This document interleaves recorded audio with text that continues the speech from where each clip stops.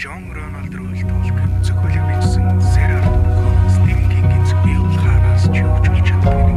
Тамд очиж өдгөрөө өдрийг гэсэн чичээд зөвхөн өдрийн хоёрын зөв зочисхийн сэрлээ. Ганагийн сүгт тавтай морил. Таныг замд явангаа ажил хичээлээ хийнгээ эсвэл ундахтаа гээд ер нь хизээж сонссон амар болов уу гэд цуврал контентуудаа эмгэгтгэж урт бичлэг болгон оруулдаг үлээ. Ганагийн сувг энэ удаад цуврал алуурчтай таарлцсан хүмүүсийн дурсамж 1, 2, 3 дугаар дугааруудаа инхүү эмгэгтгэл болголоо. Та бүхэн лайк, шеэр, сабскрайб хийж Ганагийн сувгаас илүү олон бичлэгийг цаг алдалгүй үзээрэй. Нэрийг нь дурсах нь бүхэл бодхоос ч ойготом энэ этгээдүүдийг алдаршуулах гэсэндээ биш, тэднээс золоор ам олторсон хүмүүс яриагаар цаг зөвөн болсон энэ үед сэрэмжлүүлэх гэж энэ бичлэгүүдийг хийж байгаа юм. Та лайк, шеэр, сабскрайб хийгээрэй, мөн сэтгэлдүүлдэгээрэй. Баярлалаа.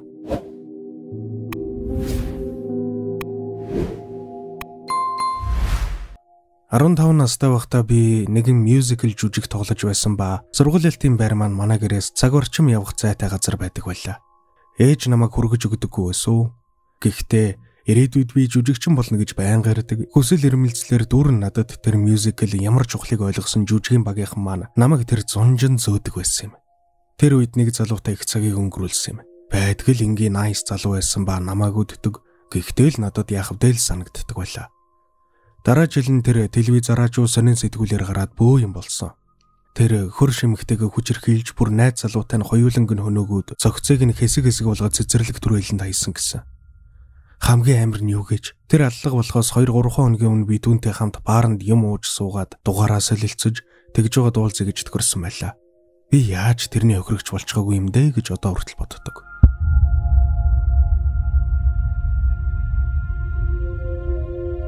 Найз бит хоёр ойрхон газар ажилладаг байсан ба би биений ажил руугаа машинаараа ээлжилж хүргэж авдаг байсан юм. Нэг удаа орой болсон хойно найз маань ажил дээр жаах уудах учраас намайг хүлээлгэхгүй гэсэндээ үеэлээ дуудаад хургуулчихъя гэсэн мессеж ирсэн юм. Найзынхаа тэр үеэлтэй би өмнө нь нэг удаа хурмын дээр тааралдаж байлаа. Найзын маань намайг чирч очсон хөрөнгөхүүд тэр их ийдэг сайн залуу юм шиг санагдаж байсан учраас би зөвшөөрсөн. Машинд дөнгөж сунгуудаа би хитвчээ дотор оргисноос санаад гэлс буцаж ороод авчгаад ирээд орсон юм. Дөнгөж хитвчээ аваад ирэхдээ утас дуугарч найзаас маань дуудлага ирж байна. Аваад иртэл нөгөө үеэлээ явуулсан гэд байсан найз маань намайг авахар ирж байна гэдгийг. Би гайхаад танаа үеэл ирж намайг авна гэсэн бидтэй гэтэл тэр чив чимээг болчихсон. Найз маань ганцхан үеэлтэй ба тэр нь гадагшаа өөр улс руу ажиллаар явчихсан гэдэг байхаа. Ястай л what the fuck болчих юм чи. Тэгсэн чинь намайг авахар ирсэн тэр залуу миний амьдралыг судалчихсан, намайг хідээс ажилдаа явдаг, тардаг гэд бүх цагийн хуваарийг маань мэдчихсэн сталкер гар байж таардаг шүү дээ. Тэгэд бүр амар нь тэр новш намайг найзынхаа үеэлийг хайлтхан тэмдгийг бүр мэддэг, түүнд итгэнэ гэж тооцоолоод найзын маань үеэл болж жүжиглж байсан байгаа юм. Цагдаа нар түүнийг удаан хөөж байгаад барьж авсан. Тэр итгээд өмнө нь 3 эмэгтэйг хөнөөсөн байсан ба машиных нь багаачнаас хор, буу, гав гинж, хутга, улс, маск энэ төр болсон гэсэн.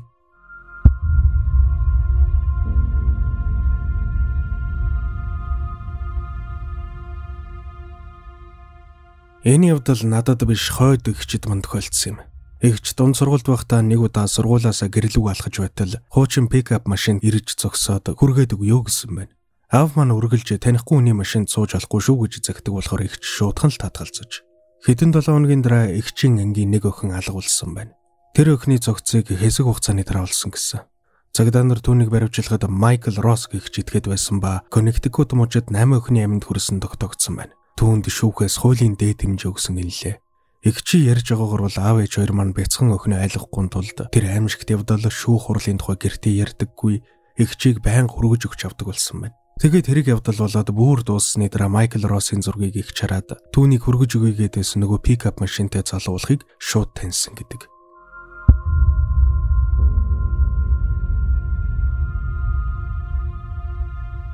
Би Виржиниа Тек их сургуульд оюутан байхдаа Синхижотой нэг ангид сурч байлаа.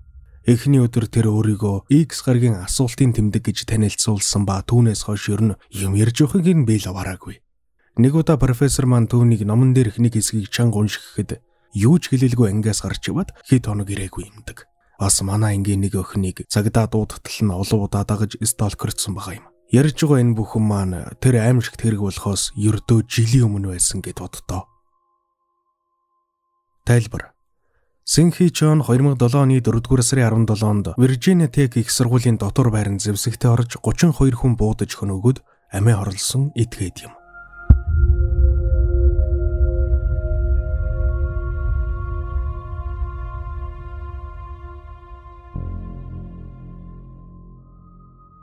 Ээж маань 16 таа байхдаа хэн нэгэн өрөөнийх нь цонхыг нээх гэж оролдох чимээнээр сэржээ. Тэгэд шууд л эмээгийн өрөөрөө гүйж очиод хүн орох гээд байгааг хэлсэн байна. Эмээ маань үнэхээр гайхамшигтай зөрөгтэй бас солиотой нэгэн байсан учраас шууд л бейсболын зөвхөр барьж гараад хашгичиж иглэхэд нөгөө этгээд нэг харж цухтаа тавьчихсан гэдэг. Тэгээд нэг их бодол хөнгөрсөн байна. Хэдэн сарын дараа эмээ зурагт үзэж байгаад Ричард Рамирезийг баригдсан тухай мэдийг үзэд нөгөө орж ирэх гээд байсан этгээд мөн болохыг таньсан гэдэг. Ээж энэ түүхийг дандаа ярьдаг байсан. Ээж маань шөнийн сталкерийн өхрөгч болох шахсан ба тийм аимшигтай явдал болоог үед нь би баярлдаг. Тэр үед би ээжийнхээ эзэн байсан. Тайлбар. Ричард Рамирез нь 1984-аас 85 оны хооронд 15 гаруй хүний амбүрлэгсэн этгээд юм. Түүнийг Night Stalker гэдгээр нь илүү сайн мэдэх баг. Netflix дээр түүний тухай баримтат кино байдаг юм. Олж үзээрэй.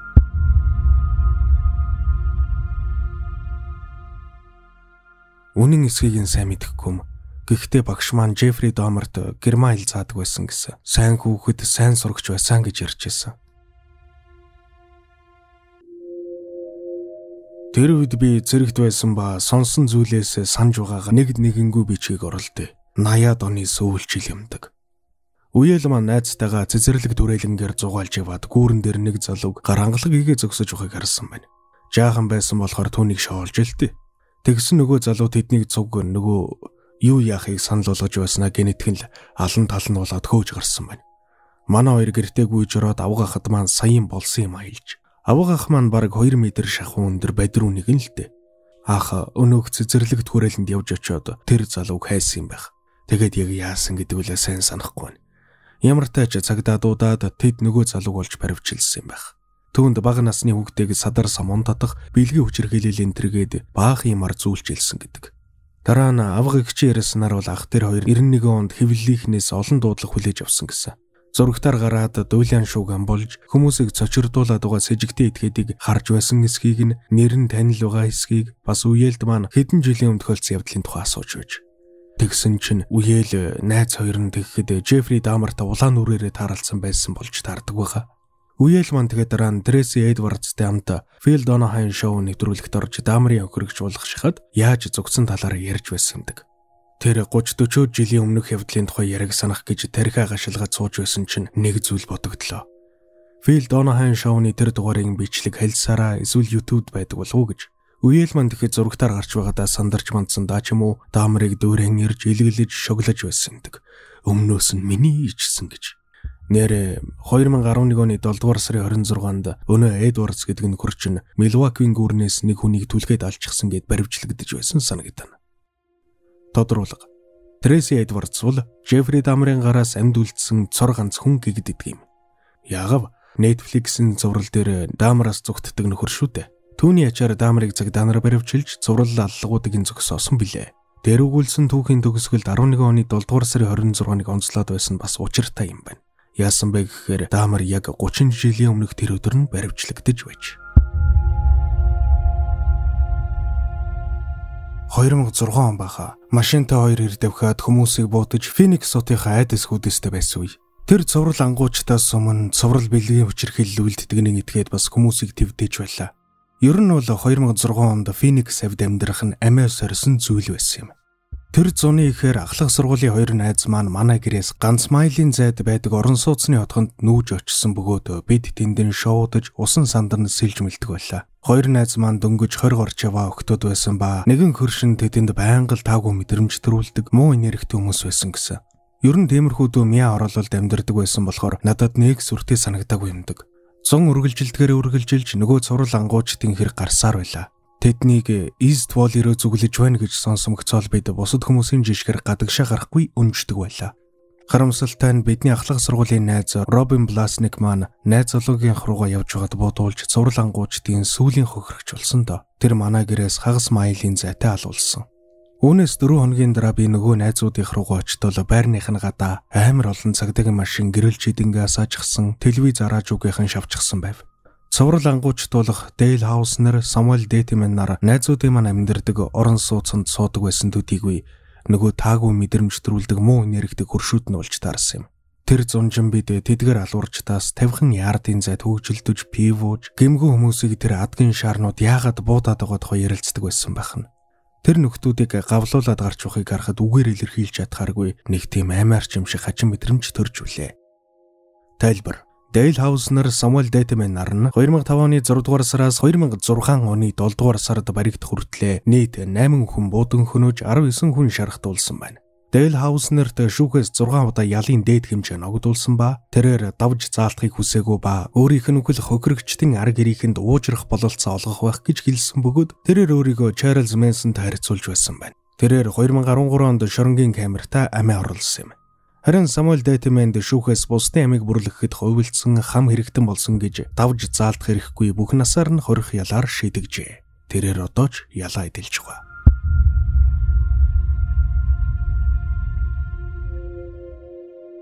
Хатам аав маань 60-аад оны сүүлчээр нэгэн парын дээр Чарльз Мэнсонтэй уулзсан байгаа юм. Найзтайгаа хамт тамхи авахар явах гэж байхад нь Чарльз хурч ирээд яриа өдсөн гэлээ. Хатам аав тэр үед загалмай зүүжгсэн байсан ба түүнийг нь Чарльз барьж хуруугаараа имэрч байснаа Есүс Христ гэж хэн болохыг мэдхүү гэж асуусан гин. Хатамд тэр үйлдэл нь эвгүй санагдаад шуудхан л найзтайгаа хамт тэндээс яваад буцаж очиагүй гэсэн. Хожим наллагуудын тухай сонсоод хатам аав түүнийг тийм зүйл хийсэнд гайхаагүй гэдэг. Чарльз Мэнсон нь 1960-аад оны сүүлээр Мэнсний гэр бүл гэдэг гаж бүлгэн байгуулж гишүүдэрээ хүмүүс хөнөөлгөж өөрөө ч гар бие оролцож явсан этгээд юм. Мэнсний гэр бүлийн ихний үйлдсэн хамгийн дүүлэнтэй хэрэг нь төгөлдөр хуурч киногоор алдартай найруулагч Роман Поланскийн жирэмсэн эхнэр жүжигчин Шэрон Тейтийн аллага юм. Тарантиногийн Холливуудд нэг удаа кинонд тэрхүү аимшигт явдлыг хэрвээ гэсэн өнцгөөс гаргасан байдаг.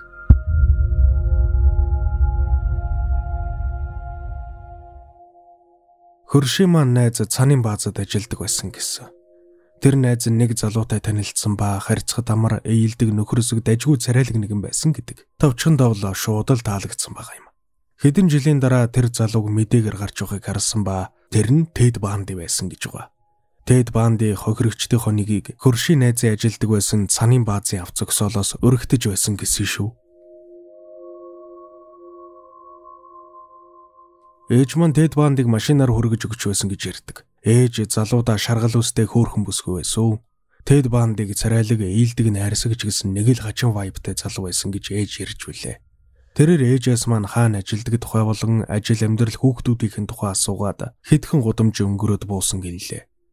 Хожим түүнийг баригдах үед ээж нөгөө царайлаг хачин залууг Тэд Банди байсныг мэдсэн гэсэн. Гэр бүлийн маань найз 1970-аад оны дундуур Сиэтлд амьдарч байсан юм. Тухайн үед тэр 20 орчим настай байж л дээ. Нэгэн шөнө найзтайгаа хамт бааранд жаахан суучаад харж явтал найз нь зүнхээ оргичихсан учраас түүнийг зам дээр түр өрхөд буцаад явж. Тэгтэл хуучин цагаан Volkswagen машинтээр ирж зогсоод гэрт нь хүргэж өгөхийг санал болгосон байна. Харанхуй байсан болохоор тэр ирийн царай сайн харагдахгүй бас хачин мэдрэмж төрсөн. Тэгэд ч найзыгаа хүлээж уусан болохоор татгалцсан гинлээ.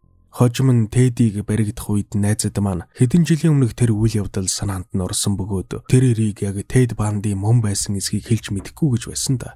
Нэрэнж Тэд Банди анхны охирогчдоо яг тийм машинд суулгаж авч явдаг байсан гэдэг шүү. Тэд Бандийн 1974-өөс 78 оны хооронд 20-с 30 орчим бүсгүй амийг хөнөөсөн цуврал алуурчин юм. Гэхдээ зарим хүмүүс түүнийг 100 орчим хүн хөнөөсөн гэж итгэдэг. Манай гэр бүл Шикагогоос гаралтай хэдэн үеэр амьдарч байна. Ави маань найзыг Джон Уэйн Гейси машинаар хүргэж өгөх гэж асууж байсан удаатай гэсэн. Мэдээж ави найз тэр саналыг нь татгалзсан болохоор би үүнийг ярьж байгаа юм. Бас Джон Уэйн Гейсигийн хамгийн сүүлчийн охирогчтой манай багш Boy Scout-д хамт явдаг байсан гэдэг. Савг ихч маань Тэд Казинскитэй нэг гудамжинд хэдхэн байшингийн зайтай амьдарч байсан. Миний хэлэх гэсэн гол санаа бол ер нь Иллиной мужаас холхон шиг амьдрал аминд үлзийтэй шүү. Аав маань гэртээ ажиллаа хийгээд байж байтал хөршин хаалга төгшсөн байна. Тэр хөршин гэртээ эд хөрөнгийн үнэлгээ хийхэд туслаад өгөөч гэж ааваас хүссэн юм байна. Аавд ягаад ч юм гинэд хачин эвгүй совин татаад мэрэгжлийн хүнээр нь хийлгэсэн дээр бах уу гэж. Үүнээс нэг их хөдөлгөй Жон Вейн Гэси бэрэгдэж зурагтаар гаргахтаа аав нөгөө хөршин мөн болохыг таньсан гэсэн.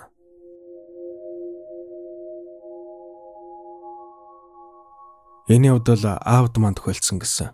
70-аад онд гэсэн байхаа аав ямар тааж хорил шүргэж байсан гэлээ. Нэг удаа аав Шикагод өвлийн цагаар ажилласаа нилээд оройтож тарчаад алхаад явж байж. Тэгсэн чинь нэг машин дөхөж ирээд жолооч нь сонхоо буулгаад хүргээд өгөх үү гэсэн гин. Аав маань үгүй л гэж. Их өвөрмөц дуу хоолойтой хүн байсан гэсэн. Тэгээд аав цаашаа хэд алгаад явж байвал нөгөө машин дахиад л ойртож ирээд жолооч нь хөргүүлэхгүй гэдэгтээ итгэлтэй байна уу? Гадаа амар хүүтэн байж тээ чамаа хааж байсан үргээд өгье гэж. Аав хоёр дахь удаа татгалзаж ямар тач баярлаа гэсэн байна. Машин ч давхаад яваад өгч аав маань ч нэхэн бодолгүй үлдсэн гэлээ. Хэдэн сарын дараа аав мэдээ үзжээ суудал нөгөө өвөрмөц хоолойтой хүнийг баривчилсан тухай гарч үйж. Тэр нь Жон Вейн Гэси байсан болж таарсан бөгөөд тэрээр 70 донд 33 хүнийг зэрэлгэр хөнөөсөн зартай этгээд байдаг байгаа. Аав шуудхан л өвөрмөц хоолойгоор нь таньсан гэсэн. 70 оны өвлийн тэр нэгэн шөнө үхэлдээ нүүр дулаад өнгөрсөн дөө гэж аав одоо ярьдаг юм. Тайлбар. Жон Вейн Гэси нь цуврал алуурчин юм. Нийт 33 хүнийг хүчирхийлж дараа нь хөнөөсөн этгээд. Түүнийг алуурчин алиалагч буюу Killer Clown нэрээр нь сайн мэдэх баг. Эсвэл энэ зургийг хараад та шууд таних байлгүй дээ.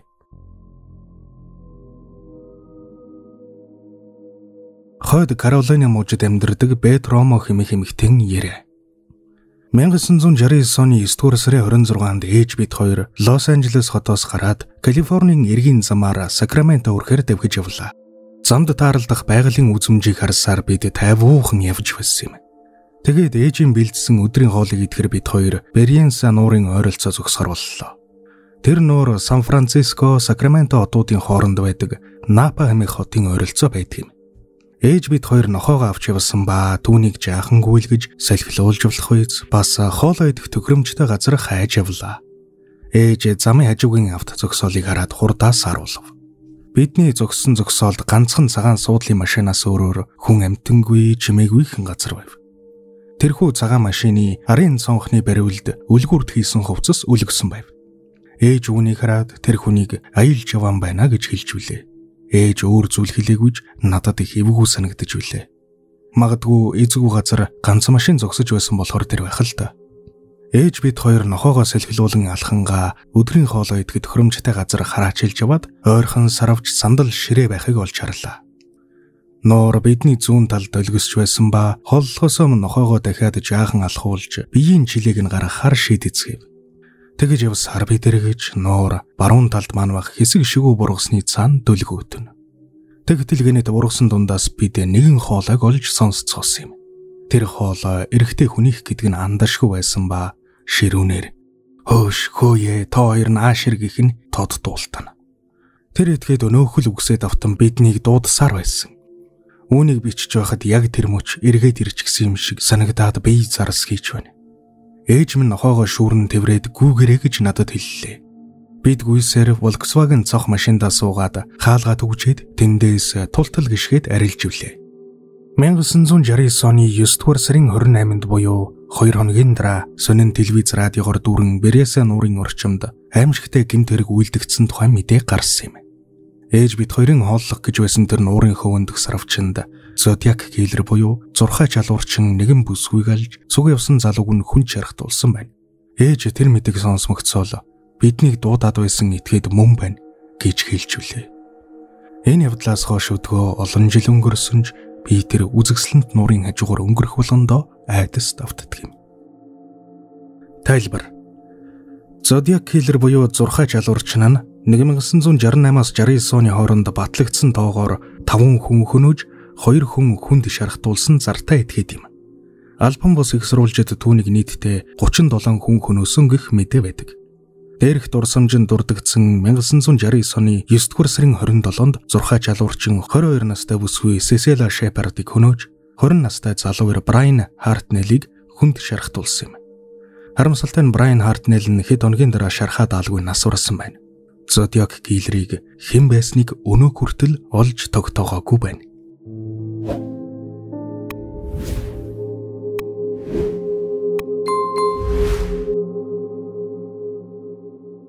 Нэрээ нууцлсан хүний дурсамж. Намайг 7 орчим настай байхад оройн 20 цагийн үед нэг хүн манай хаалгыг тогшсон юм. Тэр үед ээж бид хоёр зочны өрөөндөө зурагт үзээд байж байлаа. Ээж хаалгангуулахад тэр хүн сони эвэл зарах тухай ямар нэг юм хэлсэн. Ээж авахгүй гэд хаалга хаах гэсэн боловч нөгөө этгээд чинь орох гэж зүтгэж эхэлдэг юм байна. Манайх хаалга дандаа гинжилдэг учраас бүрэн нээгдэггүй байсан ба тэр үйл таних хүнийг хаалганы завсраар гараа оруулж ээжийг барих гэж зүтгэхэд ээж хаалга биеэрээ хүчтэй түлхээд хаачхав. Тэгээд ээж гэрийн утас руу гүйж цагдаа дуудаж билээ. Энэ үйл явдлаас жил орчмын дараа Клеофус принц жуниорыг манай дүүрэгт 6 эмэгтэй амиг ороосон хэрэгээр цагдаа нараа баривчилсан. Ээж тэр мэдээг үзээд шууд л манад орох гэж зүтгээд байсан тэр хачин этгээд мөн байна гэж таньсан. Тайлбар. Клеофус принц жуниор нь 1990 оны 1-р сараас 9-р сарын хооронд Америк нэгдсэн улсын Калифорни мужийн Сан Диегод 18-аас 42 насны 6 эмэгтэй хүчирхийлж хороосон алуурчин юм. Түүнийг 1991 оны 3-р сард Алабама мужийн Бирмингем хотод хулгайн хэрэгээр баривчилж шалгаснаар хэрэг нь илэрсэн бөгөөд түүнд ялын дэд хэмжээ өгсөн юм. Ингэсэн ч тэрээр одоо хүртэл ялг үзтгэлээ хүлээн шоронд суусаар л байна.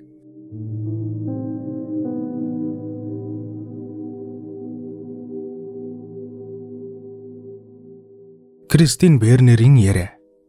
Энэ явдал бүр 1981 онд гар утас гарахаас ч өмнө намайг 15 настай 10 дугаар ангид байхад болсон юм. Би дэлгүүрийн авто зогсоолын хажууд ээжигээ ирж явахыг хүлээгээ зогсож байлаа. Би дэлгүүр рүү хөршөөрөө хөргүүлээд орой 17 цаг 20 минутанд ээж намайг авахаар төхөрчихсөн байлаа. Флоридагийн Палм Бич хотын баруун эсгэлтэй. Ээжийг хүлээгээд байж байтал нэг машин урд минь ирж зогсоод жолооч нь цонхоо буулгалаа. Тэрээр намайг модель болохоор юм байна. Өөрөө ойрхон студидтэй тэндэн цуг очиж хідэн зураг даруулж үзээч гэдэг юм байна. Би түүнд ээж минь удахгүй ирж авах учраас хүлээж өгнө. Эрэхтэн байхгүй бол асуудалд орно гэдгээ хэллээ. Хариуд маань тэр хүн гялс зураг дарчхад 10 минутын дараа эргээд ирнэ гэж ятгаж эхлэв. Яг тэр үед ээж хурж ирсэн ба нөгөө хүн яваад өглөө. Өөрийгөө айсан эсгээ одоо санахгүй байгаж магадгүй айсан байх л та. Гэхдээ ээж бит хоёр түүнийг цагдаад хэлээгүй өнгөрсөн юм. 2015 онд 49 нас хүртлээр би тэр хүнийг дахиж олж хараагүй.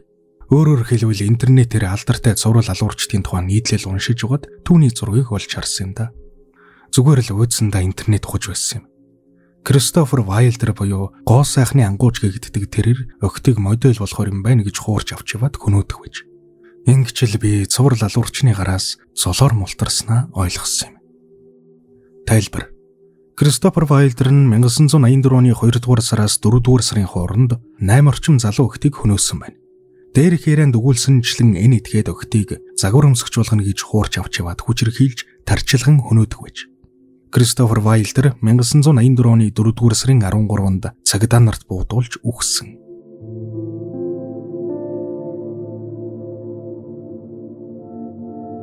Илүү олон сонирхолтой хууч яриа болон бусад контентуудыг үзхийг хүсвэл Ганагийн сүвийг subscribe хийж хажууд нь байгаа хонхыг дарж идэвхжүүлснээр бичлэг орох бүрд танд цаг алдалгүй notification-ээр мэдэгдэл очих болно. Баярлалаа.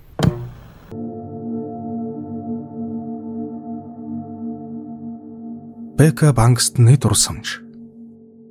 Би 90-ад оны сүүлчээр магадгүй 99 онд Калифорни мужийн Саусолито хотод массажистаар ажилладаг байхдаа ногоон голын алуурчин хэмээх Гари Рижвейтэй уулзсан юм. Энэ этгээд массаж хийхээр ирж билээ. Тэгэд надад өөрийнхөө улаан өнгөтэй хүзүүний оролтоор гараа хөлүүлж угаад массаж хийлийг санал тавьсан гэж. Би түүнд тэр дорн л бид тийм үйлчилгээ үзүүлдэггүй гэж хариулсан. Маань нэр ичиж вандсан дүр үзүүлчихлээ. Тэгэд би түүнд массаж хийж өгöd явуулсан. Надад муу совин төрж байсан ба хамт ажилдаг хүндээ тэр хачин залуу хэн нэгнийг алчсан байх хэрвээ алаагүй маа гэхэд удахгүй алах байхаа гэж хэлээд хөхрөлдөж билээ. Одоо санах нэ тэр этгээд жижиг биетэй цэнхэрнүүдтэй огтон шиг царайтай байсан ба энэ төрхөн тэр явдлыг улам эвгүй санагдуулж байсан.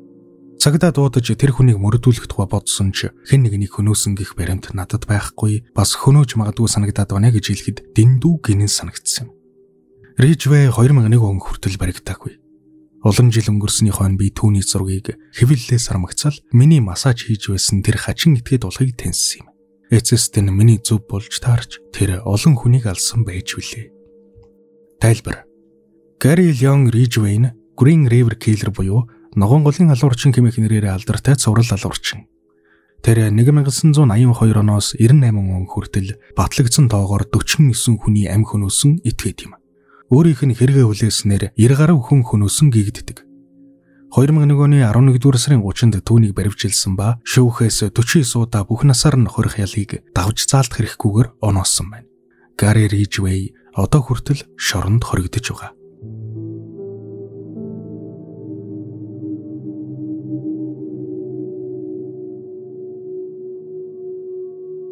Нэрээ нууцлсан хүний дурсамж. Хойд Англид тодруулбал Yorkshire мужид амьдардаг залуухан хөвгөн байлаа би. Тэр үед би хажуугийн Leeds хотын охинтой уулздаг байсан юм. Би тэр охинд үнэнхүү дурлжчихсан байсан ба Leeds-д зөрөн очиж цагийг хамт өнгөрөөнө. Тэгээд заримдаа автобуснаас оцорчход гэрэл үг алхдаг байж үлээ. Найз охины маань гэрийнх нь намайг тэдний тоноход дургу байсан учраас тэр шүү дээ. Нэг өрөө нөгөө охинтойгоо уулзчаад 23 цагийн үед автобус зогсчихсон хойно харихаар алхаж явлаа. Гэрийн бараа артал бас 10-аад км үлдчихсэн байсан учраас цаг гарan алхахаар байв. Тэгээд хөдөлгөөнс эргэжсэн зам юунаа явбал суучих санаатай гар өргөлөө. 20 минут явсны дараа хойноос машин ирж яваа харагдав. Би ч гараа өргөөд зогсоосоо билээ гэж бараг л залбирч үлээ. Ашгүй тэр машин зогсож жолооч нь хаалгаа нээж өгөв. Залуу хархуу байхдаа би тухайн үед модонд орж байсанчлан үсээ урд ургуулад боодог байсан хэлэх хэрэгтэй баг. Тэгээд машин зуусны дараа жолооч нь намайг 10 секунд ажигласнаа. Чамайг охин лим байх гэж бодлоо гэдэг байгаа. Яг хөө энд бичсэн шиг маань жолоочэр тийм бүдүүлэг сонсогдоогүй ч эзгүй зам дээрээс нэг охин олоод хажуудаа суулгачихлаа гэж бодсон нь талаар болж өсвөр насны хүү ороод ирэхээр гонсойсон байх л та. Манер надаас хаа үрж явааг минь асуухаар нь холгүйхэн байдаг тосгон руу харж яваагаа хэллээ. Замд байсан болохоор намайг хүргэж өгөхөр болсон. 10 минут л давхиад орчихж үлээ. Замдаа манер надтай яриа өдөж эхлээд хөл бөмбөгийн тухай ярьсан. Тэгснэ намайг найз хөнтөөс хийгмэн бас өнөө өрөө түүнийг бавсан уу гэж асуудаг байгаа. Манер ингэж асууж байхдаа миний гарыг барин хөхөрч хуруунуудыг нь үнэрлэж болох уу гэж бүр асуусан. Дотор пал хийгээд л явчихдаг юм байлээ. Тэр үед би ичимхий залуу хүү байлаа шүү дээ. Жолоочэр үргэлжлүүлэн хуучин найз бүсгүйгээ өөртөө унтахгүй болохоор нь хэрхэн хүчинсэн тухайга өнгөтөр ирж гарав. Манай тосхон ойртоос хурдхан буух юмсан л гэж би бодож байлаа. Ашгүй төрлөг тосхон маань ойртох үед би төв зам дээр бууя гэж түнд хэллээ. Манер машина зогсоож намайг буулгах үедээ чи азтай залуу биш шүү. Надаас өөр янз янзын нөхдүүд явж ил байгаа. Тэдний нэгтэй даралцсан бол чи дээрэмдүүлж бандитуулах байсан да гэд пар хөхөрч үлээ. Би түүнд хөргөж өгсөнд баярлалаа гэж хэлээд гэрийнхээ зүг гүйчихсэн. Их айчсан байсан юм шүү дээ. Үүнээс 3-7 хоногийн дараа BBC болон ITV-гээр бас бараг бүх сонинуудаар намайг хөргөж өгсөн нэрийн зураг гарсан юм. Тэр нөхөр манай тентхийн аваараа олон залуу бүсгүй гөнөөсөн гинлээ. Түүний нэрийг Питер Сатклифф гэдэг бөгөөд энэ явдлаас хойш би шөнө өрөө ганцаараа зам дагаж алхахаа болж үлээ. Тайлбар. Питер Сатклифф нь Yorkshire-ийн хүлэгч нэрээр алдаршсан цуврал алуурчин юм. Тэр бол 1975 оны орчмоос 80 он хүртэл Yorkshire мужид Манчестер, Leeds, Yorkshire зэрэг хотуудад 20 гаруй эмэгтэй хүчрхийлж хөнөөсөн балмад этгээд. Энэ этгээд нь тээврийн жолооч хийдэг байсан учраас цагдаа нар барих гэж удсан гэдэг юм. Цагдаа нар Питер Сатклиффийг 1981 оны 1-р сарын 2-нд баривчилсан ба шүүхээс түүнд бүх насаар нь хорих ял оноосон юм. Тэрээр 2020 онд шоронд зүрхний шигдээсээр үхжээ.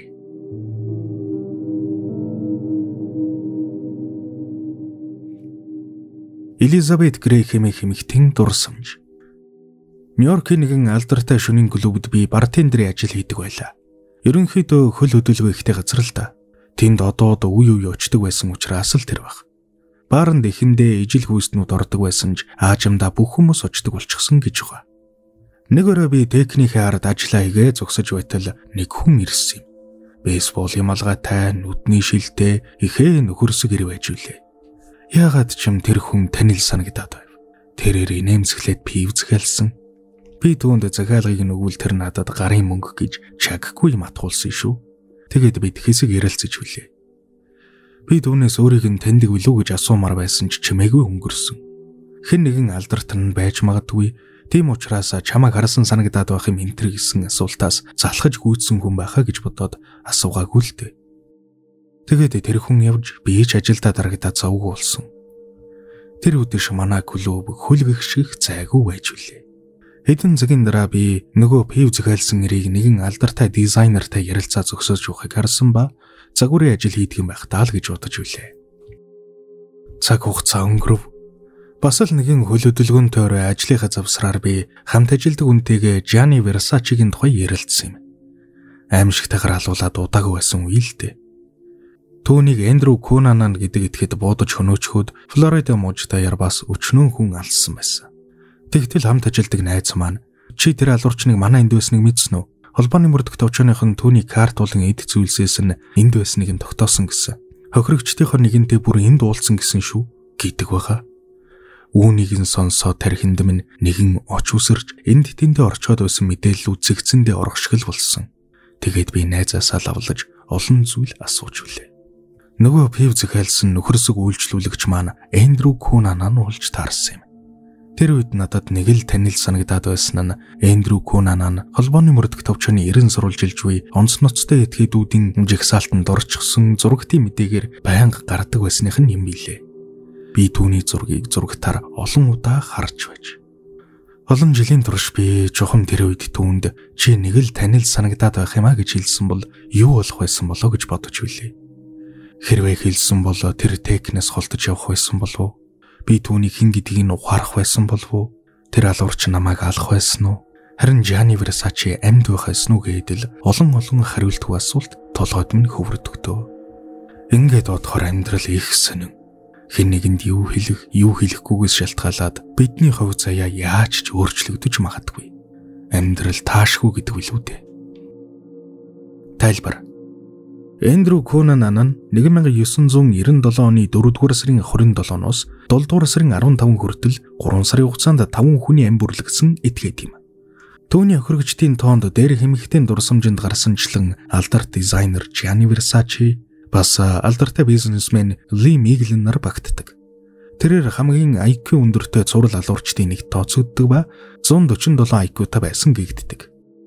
Алдартай Versace брендийн үүсгэн байгуулагч Gianni Versace-г 1997 оны 7-р сарын 15-нд хөнөөснөөсөө 8 хоногийн дараа Эндрю Кунанан амиа игүүтгэжээ.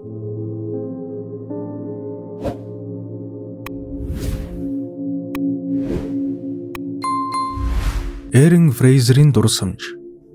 16 настай байхдаа би Артур Шаукрос буюу Genesis голын алуурчтай таралцсан юм. Тэр үед би түүний хэн байсныг мэдээгүй ба учир нь хэнж цуврал алуурчин гэдгийг нь мэдээгүй байсан үе юм. Тэгэхэд би дэлгүүр орохоор замын хажуугаар алхаж явсан. Нэг машин хажуудэр зогсоод хүргээд өхөөхөр нь үгүй баярлаа гэж хариулж хаад би үргэлжлүүлэн алхав. Гэтэл тэр машин дахиад л намайг гүйцэж ирээд жолооч нь хажуугийн хаалгаа нээж хүргүүлэхгүй гэдэгтээ итгэлтэй байна уу гэж асуусан. Би хаалгыг нь хаагаад үгүй баярлаа гэж давтан хэлээд чигээрээ явлаа. Гэвч дахиад л нөгөө машин чинь гүйцэн ирж замыг минь хаан зогсоод жолооч нь ууртаагаар намайг машиндаа суугаж тушаав. Би үгүй навшоо гэж хашгирсан.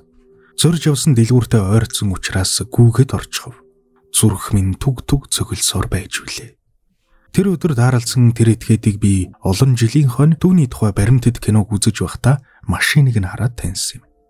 Тухайн үед Артур Шаукрос гэгч тэр этгээд хэдийн хоёр эмэгтэй хөнөөчүүд манай ойролцоох нэгэн цэцэрлэгт хүрээлэнд цогцснуудыг нь нуужсан байсан болж таарч үлээ.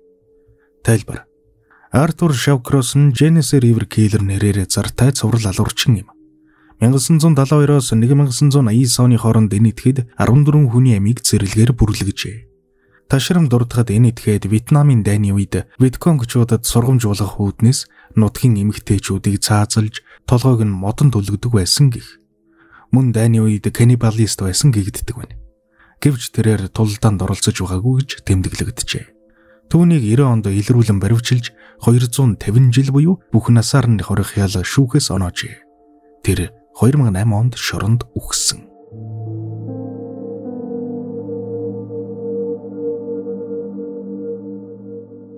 Венди Тибетсийн дурсамж. Дүүбит хоёр багада Daryl Kate Rich гэдэг асрагчтай байлаа. 1975 он шүү дээ. Тэр үед би 6 байсан бөгөөд дүү маань надаас хэдхэн нас аралдв. Үүнээс 3 жилийн дараа Рич зунжанга аимшигтай цуврал алга үйлдэж манай жижигхэн сууринг оронгоор нь эргүүлжвлээ. Бага байхад биднийг асархаар хөр шайлын охин манад ажилласан юм. Гэвч тэр дандаа л найз залуутайгаа хамт ирдэг байсан бөгөөд дүү бид хоёр асархчтай мэтэл байдаг байлаа. Тэр залуу нь Даррел Рич. Ингээд хэрэг дээрээ хөр шайлын охин биш, тэр этгээд л бидний асархч байсан юм. Гэвч Даррел биднийг дандаа л зандарч шоглдог байсан. Дүү бид хоёрыг өөлүүлэх нь түүний зугаацалбал чивэрсэн.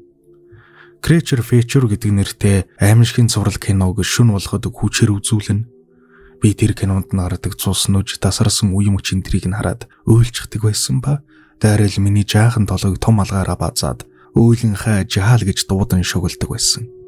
Тэр үед би ердөө 6 настай охин байсан юм шүү дээ. Ингээд дүү бид хоёр цочомтгой шүн хар дардаг болсон учраас аав ээж хоёр манж түүнд дургу болсон ба хөршин охин ашгүй нэг юм тэр этгээдээс салж санаа амарсан да. Ингээд аимшигтай зүйлс дурсамж болон хувирч тэр манад ирэхэ болсон юм.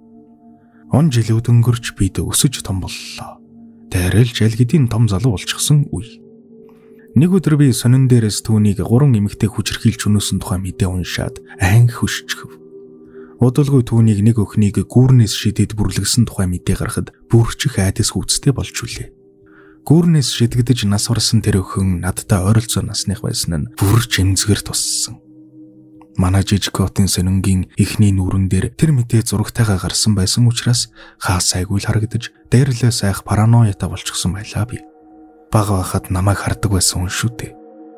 Тэр зэрлэг амтны бас нэгэн хохирогч нь аав юм ахлах сургуулийн хайрт сургуулаа төгсмөгцөө гэрэлхээр төлөвлөж байсан анхны сүү төсгүй нь байлаа. Гэвч аав болон тэр эмэгтэй гэрэлэлд удаан үргэлжлээгүй ба би түүнийг цөөхөн удаал харж байсан. Тэгсэн хэрнээл тун ойрын хэн нэг минь байсан юм шиг л надад хүн дээр тусаж тэр эмэгтэй хойноос маш их харамсан гашуудж үлээ. Айдас хүүдээс манай жижигхэн хотыг нөмөрсөөр эцэстэн нэг юм Рич цагдаа нарт баригдаж шүүхээс цаазын ял сонсоод Сан Квентин шоронд 2000 оны 3 дугаар сарын 15-нд ялааг гүйцэтгүүлсэндээ. Түүнийг ердөө 4 хүн хөнөөсөн гэдэгт би итгэдэггүй. Энэ нь түүний наминчилсан л тоо шүү дээ. Даррел Рич өшөө олон хүний амийг бүрлгсэн баг. Тухайн цаг үед умард мужуудад олон тооны илрээг боллогод болсон шүү дээ. Нүднэн жил би бага байхдаа тоглодог байсан дуу хураагаараа олсон юм. Нэгэн дээр нь дүү маань жаахан байх үеийнх нь бичигдсэн хэлс байж байх юм. Гэтэл бичлэгэн дээр бас Даррелийн хоолой байсан. Дүүд маань тэр адгийн амтэн хэрхэн нэг байшинд хаалгыг нэвтэж ороод гэрийн эзэн өвгнийг хөнөөсөн тухай ярьсан байв. Түүний өөрийнх нь үгийг энд бичье. Малгаан таалагдаад байсан болохоор дурсгал болгоод би хадгалчихсан байгаа. Даррел Рич дүүд минь үйлцэн гэмтэргээ ярьж байсан уу эсвэл төсөөллөө ярьсан уу гэдгийг би мэдэхгүй юм. Тайлбар. Даррел Рич нь 1978 оны 111-ээс 27 насны 4 эмэгтэйг хулгайлан хөнөөсөн хэрэгтэн юм. Золооргөхөө тухайн оны 8 дугаар сард түүнийг цагдаа нар баривчилж шүүхээс ялын дээд хэмжээ өгчээ. Түүнд оноосон ялыг 2000 оны 3 дугаар сарын 15-нд хэрэгжүүлсэн юм.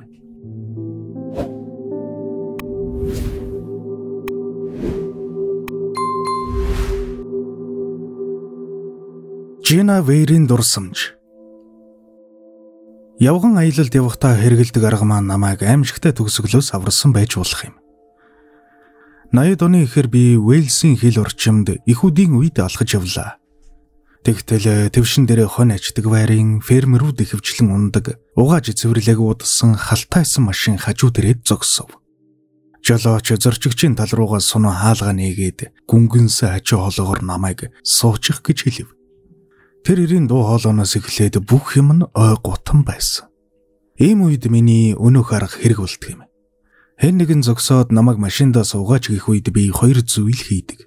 Машины хаалга нээлттэй байсан ч хаалттай байсан ч хамаагүй хаалганы яг харалдаа очиж зогсно. Ингэснээр жолооч бид хоёрын дунд хаалга байна гэсэн үг. Хоёрдугаарт би явах газараа маш сайн судалдаг. Аль зам нь хаашаа, аль зам нь тийшээ гэдгийг алдалгүй тогтоож авна. Бас жолооч надаас хаа хүрэх гэж байгааг минь асуувал асуултаар хариулж өөрийг нь хаашаа явах гэж үг олж мэднэ. Тэгээд түүний зорж буй газрыг мэдчихэд уучлаарай би өөр тийшээ явж байна гэж ээлтгэр татгалцсан. Одоо яриа руугаа буцаж оръё. Жолооч хажуугийн суудал руугаа бүхийж гүнгэнсээ хачаа байгаа гаргасаар байлаа. Би түүнээс харцаа салгаж машин доторгыг нь харахад зорчигчийн суудал дээр 5-6 ширхэг заваан порно сэтгүүл дэлгээтэй байж байв. Арга хэрэглэж түүнийг хаашаа явж өгнө би олоод мэдчихв. Одоо түүний хаашаа явж байсныг нь мартчихсан ч гэсэн тэр үед би зүг буруулаа хэлж үлээ. Бас нөгөө заваан сэтгүүлүүдийг нь анзаараагүй юм шиг дүр үзүүлв. Аз болоход тэр тэгээд огцом хаацлаад явчихж билээ. Явган аялаж байсан газар маань чимээгүй машин тэрэгч ховор явдаг зам байсан ч хипи маягаар будсан аялын автобус шиг чимшиг машин удалгүй хурж ирээд бас хажуу зогсов. Би уг нь дайгтахар гараа өрхөөгүй л дээ. Гэтэл тэр залуу надаас "Саяны хүн яасан бэ чи зүгээр үү?" гэж асууж үлээ. Яагаад ч юм бүү мэд тэр жолоочд харин итгэж болмоор санагдаад машинд суугаад зөрсөн газараа хургуулж үлээ. Замдаа жолооч надад энэ хавар ганцаараа аялах аюултай энэ төргээд л санаа тавилан үгэлж гарсан. Энэ нь надад их сайхан санагдаж үлээ. Миний очсон газар бол Матч Маркл тосгон. Хэрвээ Британи хүмүүс уншиж байгаа бол энэ тосгоны нэрийг муугаар нь сайн мэдэх баг. Бас нөгөө халтар машины жолооч бол эргэлзэх юмгүй Фред Вест байсан. Тайлбар. Фред Вест гэх читгээд энэ 1967-оос 87 оны хооронд Английн баруун өмнөд хэсгийн Глостерширт 13 орчим эмэгтэй хөнөөсөн цуврал алуурчин юм. Матч Маркл хэмээх тосгон нь Фред Вестийн төрж өссөн амьдардаг байсан тосгон. Хүнээс ийм үйлдэл гарч болно гэж юу хэмээн уулгалдмаар аимшигтайгаар хохирогчтой тарчилган зовоож алдаг хүний сүг байж. 92 онд түүнийг баривчилсан ба Фред Вест 95 онд шоронд амиа хорлсон юм.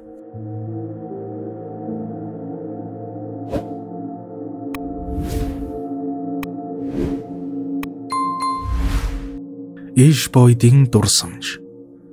Би 10 юм уу 11 настай байсан үе. Эмээ бид хоёр Висконсин мужийн Рассен хотод амьдардаг байлаа.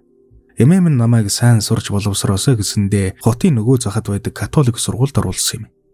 Хичээл эхлэхэн өмнөхөн эмээ авга эгч хоёр минь намайг дагуулж хотоор автобусаар явв. Сургууль руу очих, сургуулиас ирэх замыг намайг сайн тогтоож яваасаа гэсэндээ тэгж явсан хэрэг шүү дээ.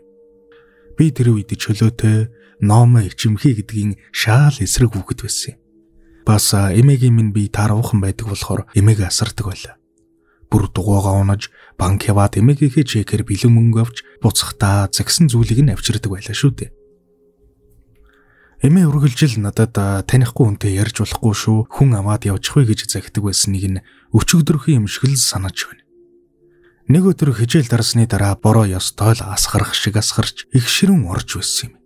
Автобусны буудал манай сургуулиас 2 гудамжны цаана байдаг болохоор цүнхээ толгойдоо барьчихад бороон дундуур гүйч гэж хүлээ. Зарим үед буудал дээр автобус зогсож байдаг ч тэр удаад автобус ирээгүй байлаа. Би бороонд автобус хүлээж 10 орчим минут зогссон ч ирсэнгүй. Уг нь ихэнхдээ дээд тал нь 10 минут хүлээхдээ л автобус ирдэг ч энэ удаад бараа сурагчгүй байлаа. Автобусны буудлын хажуугаар боронгийн Chevrolet явж өнгөрлөө. Эхэндээ би анзаарсан чгүй. Гэтэл тэр машин буцаж иргэн ирж байхыг нь би олж харсан. Эрэгтэй хүн жолоо барьж хажууд нь эмэгтэй хүн суусан байв. Chevrolet автобусны буудал зогсож эмэгтэй цонхоо буулгаад над руу харахад нь би түүнийг инээмсэглэж угаж харцсан ямар сонио хүн бэ гэж бодож байснаа санддаг юм. Тэгээд тэр эмэгтэй надад тандан "Хонгор минь борооч ёстой асгарч өгч байна да. Хүргээд өгөх үү?" гэж асуухад нь би "Хэрэггүй дээ баярлаа" хадагтай хэмээн хариулсан ч тэд явсангүй. Жолоочор над руу нэг ч удаа хараагүй нь их хэлээвгүй санагдаж байв. Тийм жаахан байхдаа ч гэсэн би хүмүүсийг ажиглаж ямар үг хэлэхдээ ямар хөдөлгөөн хийж байна, харцсан ямар байна гэдгийг анзаарчдаг хэрсүү хүүхэд байлаа. Эмэгтэй дахиад гэхдээ энэ удаад илүү захирангүйгээр намайг машинд суу ингэж шалбан орчихсон байхыг минь харах хэцүү байна гэлээ. Би дахиад л үгүй хадагтай гэж тайван хариулсан боловч яагаад ч юм бэ дотор айдас төрөд эхэлсэн. Эднэр яагаад явахгүй байгаа юм болоо л гэж бодож байв. Тэр эмэгтэй намайг яагаад автобусны буудал дээр ганцаараа байгааг минь бас ээж чинь хаана байгаа юм бэ гэж асуусан. Би ганцаараа яваагүй. Ах маань автобус эртэл найзынхаа гэрт орчихсон байгаа гэд тудлаа хэлчихв. Тэгтэл эмэгтэй машины хаалгаа онгойлгоод яг буухнэ. Би шууд л эргэж таралцсан эхний байшингийн хаалгыг балбаад Джеймс автобус ирж байна гэж ашгарсан. Бас энэ үед ашгүй хазаар автобус ирж явааг би олж харсан юм. Саяхан болсон бүхэн нөгөө эмэгтэйг түрхэн хугацаанд хөшөөж өргсөн ба жолоочрын "Дебра хаалгаа хаа" гэх дуун сонсогдов. Ингээд нөгөө эмэгтэй машины хаалгыг хаахад жолоочор хаацлан дугуйгаж ахруулсаар давхин одож билээ. Тэрхэн үед өөрийгөө чухам яагаад самгардаж айснаа гайхдагч муу совин төрж байсныг бол сайн санаж байна. Бас миний балбасан хаалгыг хинж тайлаагүй ба Джеймс гэдэг ямар ч хүнийг би таньдаггүй байсан. Энэ явдлаас хойш хэдэн жилийн дараа би гэмт хэргийн нэвтрүүлгийн Алтон Кулман, Дебра Браун хэмээх хоёр этгээдийн тухай ярьж байсан дугаарыг үзсэн ба Дебра Брауны зургийг хараад л би нөгөө эмэгтэй мөн байна гэж таньсан. Эрэгтэйг нь би хажуу талаас нь хайлтхан харсан ч гэсэн Алтон Кулман гэдэг этгээд мөн байсныг үснийхэн засалтаар бас таньсан. Энэ бүхнийг олон жилийн дараа дурсахад хүйтэн хөлс чихраад л ирж байна. Энэ этгээдүүд Висконсин, Иллиной, Индиана, Ohio мужуудад бага насны хүүхдээс ахуулаад олон хүмүүсийг хүчирхийлэн хөнөөсөн гэсэн. Тэр хоёр хоёулаа цаазын ял сонссон. Алтон Кулман нь цаазлуулсан ба Дебра Браун нь Ohio-гийн нэг шоронд төрөгдөж байгаа ба Индиана мужийн шүүхээс ялын дээд хэмжээ өгсөн хэвээрэл байгаа юм билээ. Тэр өдөр би тэр машинд суусан бол одоо байхгүй байсан гэдэгтээ итгэлтэй байдаг. Жаахан охин байсан ч гэсэн тэгэхэд тэгж сэтгэж тийм үйлдэл гаргаж өөрийгөө аварсандаа баяртай байдаг. Тэр цаг үед хүмүүс өөр байсан юм шүү дээ. Нэг нэгэндээ итгэмтгий хэмэрч юм уу та. Нэг зүйл нэмж хэлэхэд би тэр машинд суучмаар л санагдаж байсан. Хичээл тараадгаа харанхуулчихсан байсан. Бас усан бороо шаагин ороод би шалбан орчихсон байсан болохоор. Тайлбар. Алтон Кулман, Дебра Браун нар нь 1984 оны 5 дугаар сараас 7 дугаар сарын хооронд 8 хүний амь бүрлэгсэн этгээдүүд юм. Тэднийг 84 оны 7 дугаар сарын хооронд баривчилсан ба Ohio, Illinois мужуудын шүүхээс тэдэнд 20 жилийн хорих хал оногдуулсан бол Индиана мужийн шүүх цаазын ял оноосон юм.